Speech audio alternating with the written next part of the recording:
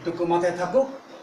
আমরা আবার পড়াতে যাব, কারণ আমাদের আসলে কোনো কিছু কি শিখতে গেলে আশেপাশে যে আনুষঙ্গিক বিষয়গুলো আছে সেগুলো যদি আমরা জেনে না নিই না, তাহলে পড়তে গিয়ে খুব সমস্যায় পড়তে হয়, আলোচনা করতেও কষ্ট হয়।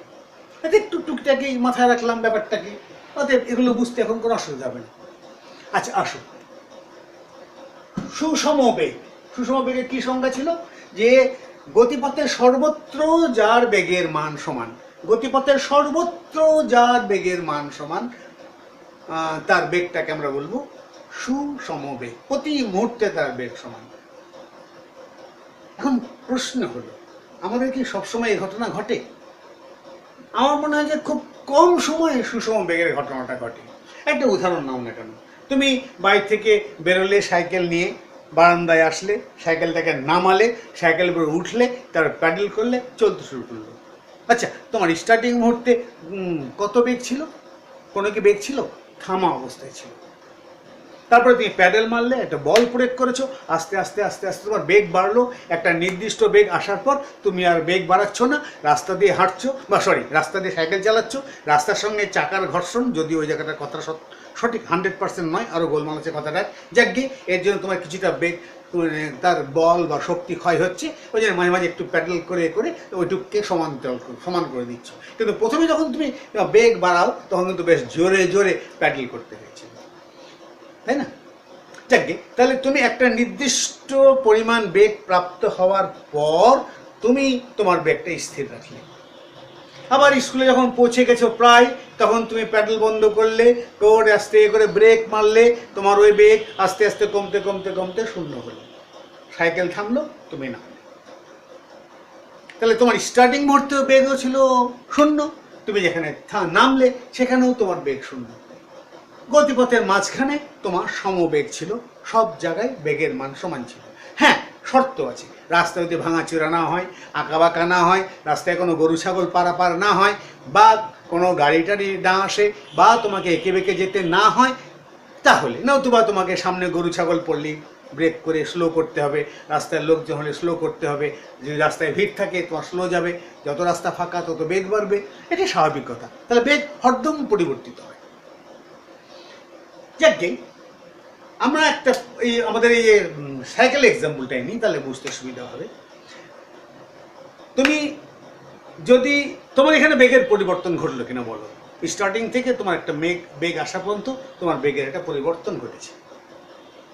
যদি পরিবর্তন ঘটে এর মানে হচ্ছে যে তোমার আগে একটা বেগ ছিল, পরে একটা বেগ হয়েছে, নাহলে পরিবর্তন কথাটা আসতে পারে না। তুমি একটা জামা কিনে এনেছো, নতুন জামা এবং ভালো কাপড়, কোনো সিঙ্ক মানে কুচকে মানে ভিজালে ছোট হয়ে যায় না, এরকম একটা জামা, ছিঁড়ে যাওয়া পর্যন্ত জামার দৈর্ঘ্য সমানই থাকবে। তোমার দৈর্ঘ্য সমান নাও থাকতে পারে, বয়স বাড়ার সাথে সাথে তোমার 1 বছর বয়সে যে জামা সেটা তো এখন আর তোমার গায়ে লাগবে না, তোমার দৈর্ঘ্য বৃদ্ধি পাচ্ছে, পরিবর্তন হচ্ছে। তাহলে আগে একরকম ছিল, 1 বছর আগে তোমার জামার দৈর্ঘ্য ছিল যা, এখন দৈর্ঘ্য তাই নয়, যদি তোমার বৃদ্ধি হতে থাকে। তাহলে আদিতে একরকম, পরে একরকম হয়েছে। এটাকে আমরা বলি দুটো অবস্থার ক্ষেত্রে ভিন্ন, যদি তার পরিবর্তন ঘটে। যদি পরিবর্তন না ঘটে থেকে গেল। যদি তোমার মোবাইল একটা আছে, ওর দৈর্ঘ্য কি বদলাবে? ফিক্সড। তাহলে এর আদিতেও নেই, অন্তেও তো নেই, এর দৈর্ঘ্য ফিক্সড। কিন্তু পরিবর্তনের প্রশ্ন আসবে, যেগুলোতে আদি এবং শেষে ঘটনা আলাদা হবে।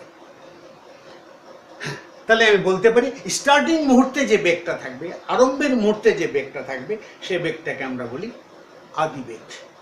আদিতে হিসাব নিকাশ যে মুহূর্তে থেকে তুমি শুরু করলে, যে মুহূর্তে তুমি হিসাব নিকাশ শুরু করলে, অর্থাৎ যে মুহূর্তে থেকে ওই বস্তুটার গতি অবস্থা বিবেচনা করা শুরু করেছো, সেই সময় তার যা বেগ থাকবে তাকে বলবো আদি বেগ। আর যে সময় থেকে তুমি হিসাব নিকাশ করা বন্ধ করছো, যে সময় থেকে তুমি হিসাব নিকাশ করা বন্ধ করছো, সে সময়ে তার যা বেগ থাকবে তাকে বলবো শেষ বেগ। যদি আদি বেগ এবং শেষ বেগের মান সমান থাকে, আমরা বলবো সুষম বেগে গেছি, অর্থাৎ তার গতিপথে সর্বত্র একই বেগ। কিন্তু যদি একই বেগ না থাকে, তাহলে তার আদি বেগ ছিল এবং তার শেষ বেগ ছিল। আমরা এই আদিবেগ এবং শেষ বেগকে দুটো চিহ্ন দিয়ে প্রকাশ করি। ক্লাস 9-এ আদিবেগকে ইউ দিয়ে লিখি, ছোট হাতের ইউ, আদিবেগ ইউ আদি বেগ, আর ভি দিয়ে লিখি শেষ বেগ। পরিবর্তন হয় স্টার্টিং মুহূর্ত এবং এন্ডিং মুহূর্ত, শেষ মুহূর্ত। এই যে স্টার্টিং এন্ডিং এর মধ্যে যোগ করছে কে? একটা রাশি, যাকে বলে সময়, তাই না? নাকি যেখানেই আদিবেগ সেখানেই শেষ বেগ, তোমার যেতে সময় লাগেনি, শেষ বেগ প্রাপ্ত হতে সময় লাগেনি, তাহলে আদিবেগ শেষ বেগকে লিঙ্ক করছে কে? সময়, তাই না? আচ্ছা, আমরা এটুকু বলতে পারি না যে আদিবেগ মাইনাস শেষ বেগ মাইনাস আদিবেগ সমান বেগের পরিবর্তন?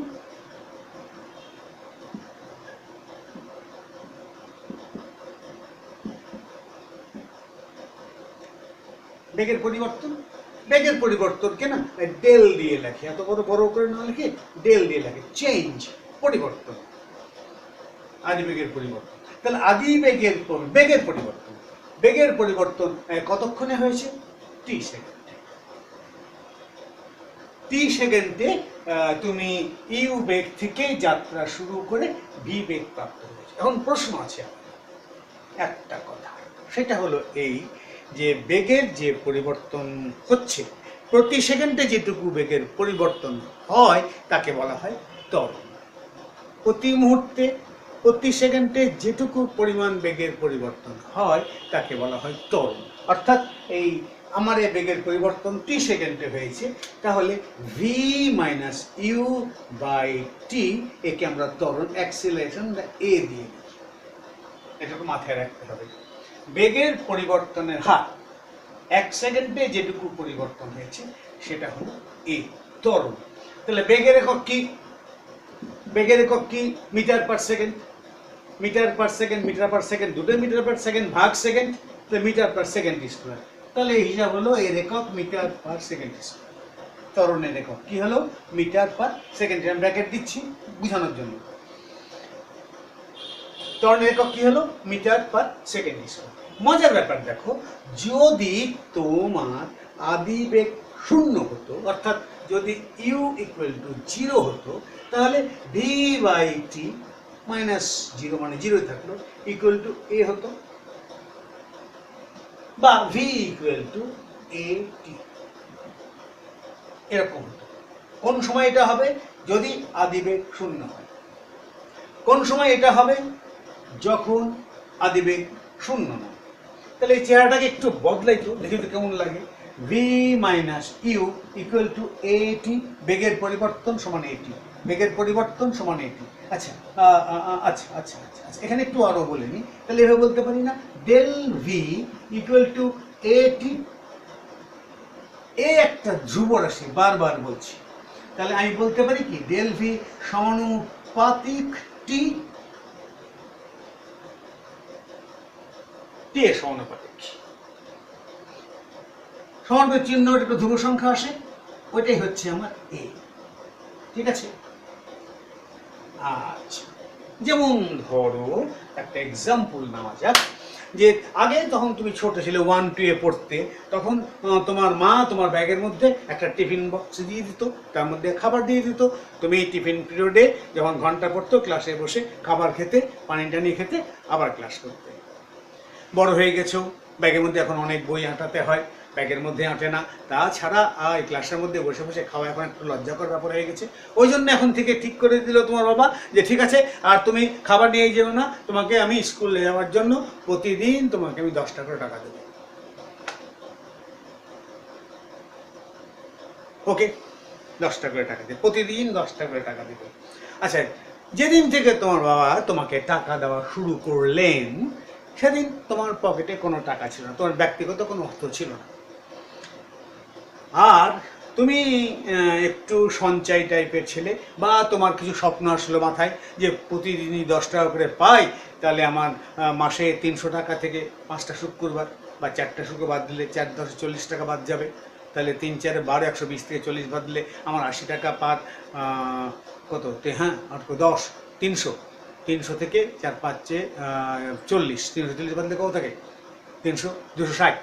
আমার 260 টাকা করে জমবে। আমি যদি একটু কষ্ট করে থাকি, সেই বাড়িতে এসে তো আসলেই তো মা খেতে দেবে, কোনো কথা নেই। তুমি যদি এভাবে টাকা রাখতে থাকো ভালো, বা প্ল্যান করলে যে আমি একটা অমুক জিনিস কিনবো, বা একটা খেলার ব্যাট কিনবো, বা তাহলে বাবাকে কোনো চাপ দেওয়া হচ্ছে না, তুই বই কিনবো বা কোনো গল্পের বই কিনবো ইত্যাদি ইত্যাদি, তুমি তাহলে সঞ্চয় করতে পারো। আচ্ছা, যদি প্রতিদিন 10 টাকা করে টাকা তোমাকে দেয়, তোমার টাকাটা কিভাবে বাড়বে আসো তো একটু দেখি, এটা একটু দেখে নিই, তারপরে এগুলো আবার আসছে।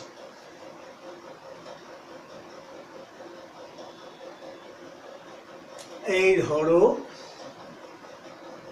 এইটা হলো 10 টাকা, এইদিকে টাকা টাকা, আর এদিকে হলো সময় বা দিন, অত কথা কিছু দিন। তাহলে 1 2 3 4 5 6 7 8 9 10 10, 1 2 3 4 5 6 7 8 9 10 11 12 13 14 15 16, 16 দিনের দিন। আচ্ছা 15 দিন, 1 2 3 4 5 6 7 8 9 10 11 12 13 14 15, 15 দিন হিসাবে কাজ করো। এটা হচ্ছে টাকা ইন্টু দিন।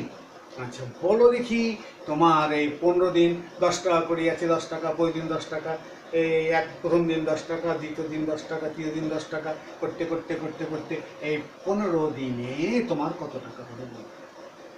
ক্ষেত্রফল, টাকা ইন্টু সময়, দিন, তাই না? কত ক্ষেত্রফল, কত কতদিন? 15 ইন্টু 10 সমান 150 টাকা তোমার জমে গেছে। তাহলে তুমি আমাকে বলো, এটা একটা ধ্রুব রাশি, প্রতিদিন 10 টাকা, প্রতি সেকেন্ডে এ ত্বরণ, একে ভালো তাহলে এভাবে খুব সিম্পল, খুব সিম্পল। আসো একে ফেলি, এইদিকে আমি নিলাম টি, এদিকে আমি নিলাম এ, ওকে ফাইন। এটুক টি এর মান, এটুক এর মান, তাহলে এটুক কত পেলে তুমি? এটি, তাই না? আচ্ছা, এই লেখটা পাওয়া গেল যখন এইটা বেগের পরিবর্তন। যদি আদিবেগ না থাকতো তাহলে আমার ইউ সমান 0 হতো।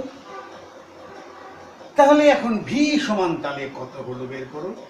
আমার তো বেগের পরিবর্তন নিয়ে একটু তো পেয়ে গেছি, আর যে বেগে তুমি শুরু করেছো সেটা দেখো তো, চেহারাটা এরকম আসে না এখান থেকে? বা যদি আদিবেগ থাকতো তাহলে, কেন আমার এখানে বেগের কোনো অক্ষ নাই, স্টার্টিং মুহূর্তে বেগ আমি মনে রেখেছি, আমি খালি বেগ বৃদ্ধিটুকু মেপেছি। পরিষ্কার হবে? ক্লিয়ার? ওকে, আমরা একটা আচ্ছা ঠিক আছে এখানে লিখে রাখি, কি লিখবো? গতদিন শিখেছি V equal to S equal to VT, আজকে শিখলাম V equal to U plus. চলো যাই, মজার ব্যাপার করি তো আসে।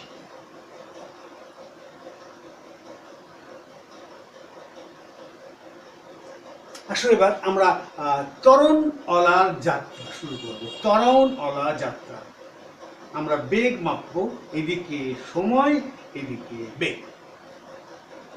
আমার এই লেখচিত্রে প্রথম শর্ত হলো আদিবেগ সমান 0। আচ্ছা, আমার বেগ ধরো এ করে বাড়বে, 1 2 3 4 5 6 7 8 9 10, 1 2 3 4 5 6 7 8 9 10। আচ্ছা ধরো এ এর মান 2, এর মান এ সমান 2, আর তাহলে v equal to del v, মানে ভি এই তো 0 আছে, ভি ইকুয়াল টু এটি, কি বলো তাই না? ইউ 0 হলে ভি ইকুয়াল টু এটি। আচ্ছা তাহলে এ তো 2, এদিকে আমি টি দিই আর এখানে আমি ভি দিই, লিখি যদি T0 V0, T1 V2, T2 V4, T3 V6, T4 V7, V8, T5 V10। আচ্ছা এইটুকু হোক না, ডট ডট ডট ডট করে যাই, 0 তে 0, কোনো অসুবিধা নাই। 1 এ 2, 1 এ 2, ওকে, তারপরে 2 এ 4, 2 এ 1 2 3 4, 2 এ 4, তারপরে 3 এ 6, 3 এ 4 5 6, 6, 3 এ 6, তারপরে 4 এ 8, 8, 4 এ 8, আর 5 এ 10, 5 এ 10, যাই হোক 5 এ 10, এটা যুক্ত করে দিই, তাহলে এটা হলো,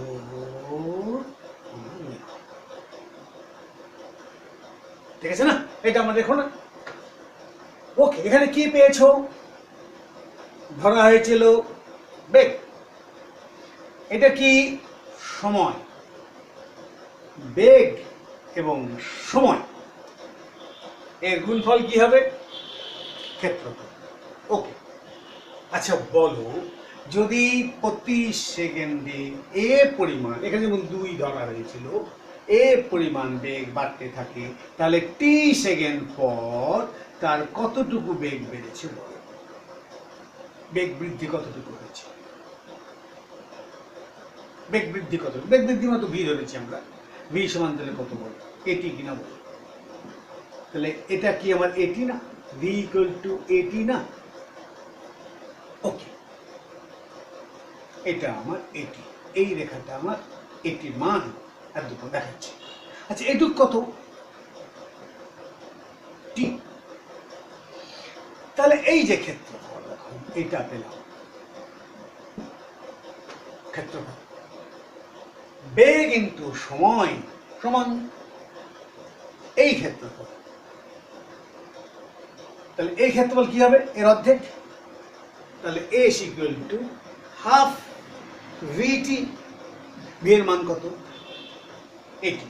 বসিয়ে দাও তো, a is equal to half into 80 into t। তাহলে a is equal to কত হলো? half a t square. এই যে সমীকরণটা পেলে, এখানে তুমি একটা শর্ত কিন্তু নিয়েছো যে আমার আদিবেগ 0 ছিল। যখন এই শর্তটা কখন প্রযোজ্য? যখন আদিবেগ সমান 0। স্টার্টিং মুহূর্তে 0, স্থির অবস্থা থেকে চলতে শুরু করেছো, তাহলে তোমার সরণ হচ্ছে হাফ এ টি স্কয়ার। দেখে রাখো, যদি যদি ইউ সমান 0 হয়, তবে S equal to half A T square. ঠিক আছে? আচ্ছা, সবসময় যে ইউ 0 থাকবে তার তো কোনো মানে নাই। তাহলে আমরা ইউ যখন নিয়েছি, তখন ইউ দিয়ে একটা লেখচিত্র এঁকে ফেলি। কি করব? এদিকে ভি, টি, এদিকে ভি, আমার লেখচিত্র ঠিক আছে। আমার স্টার্টিং মুহূর্তে ধরো ইউ বেগ আছে, তাহলে ওই বেগ তোমার আছেই, তারপরে আমার ওই বেগ তো আছেই, শেষ টি সেকেন্ড পর্যন্ত আমাদের একই বেগ আছে, তার সঙ্গে আমি এইটুকু বৃদ্ধি পেয়েছি। তাই তো কথা ছিল, আদিবেগ মাইনাস শেষ বেগ বিয়োগ আদিবেগ সমান বেগ বৃদ্ধি। তাহলে এটা তো ফিক্সড। ওকে, মনে করলাম আমার আদিবেগের মান হচ্ছে এতটুকু, এটা বেগের দিক, আদিবেগের মান এতটুকু, তাহলে ফিক্সড আদিবেগ সমান আছে। আমি ধরো এই দুটো টাইম নিই, তাহলে এইটুকু টাইমকে আমি টি বলছি। এটা 0, এটা এই পয়েন্টটা ইউ, অর্থাৎ এইটুকু ইউ, অর্থাৎ এইটুকু ইউ, এইটুকু টি। তাহলে এই ক্ষেত্রফলটুকু কত বলো? ইউটি। ওকে, এবার আমার তো ত্বরণ আছে, আমি তো ত্বরণ আর সময়ে, ত্বরণ নির্দিষ্ট ত্বরণে বেগ এবং সময় লেখচিত্র তো এরকম পেয়েছি, পাইনি? ওকে, যদি ত্বরণ এ হয়, তাহলে বলো তো আমার এইটুকু কত? এটি। তাহলে এইটুকু হলো ইউ, এটুকু হলো এটি। তাহলে আমার ভি সমান কত পাওয়া গেল? ভি সমান পেলাম ইউ প্লাস এটি। এটুকু যদি না থাকতো, এটুকু যদি না থাকতো, তাহলে ঠিক ওই আগের মতো এটি হতো, খালি এটুকু যোগ হয়ে গেছে। একই কথা তো, একই কথা, কিন্তু যোগ হয়ে গেছে। আচ্ছা, তাহলে ভি পেয়ে গেছি আমি। তাহলে আমার এখানে বেগের, এদিকে আমার আছে সময়ের, তাহলে আমি নিঃসন্দেহেই সরণ পেয়ে যাব। তাহলে আমার এই ক্ষেত্রফলটা লাগবে আর এই ক্ষেত্রফলটা লাগবে। এই ক্ষেত্রফলটা কত? এইটুকু এটি, এটুকু টি, ত্রিভুজ মানে এর অর্ধেক, হাফ এ টি ইন্টু টি, অর্ধেক ভূমি ইন্টু উচ্চতা। আর এটুকু ক্ষেত্রফলটা আমি পেয়েছি। তাহলে সরণ সমান, বলো মোট ক্ষেত্রফল কত? এখানে আছে ইউটি যোগ এটুকু হচ্ছে আমার হাফ এ টি স্কয়ার। ঠিক আছে, ঠিক আছে, কোনো সমস্যা? তাহলে আমি বলতে পারি না এই অংশটুকু হচ্ছে আদিবেগ জনিত দিক।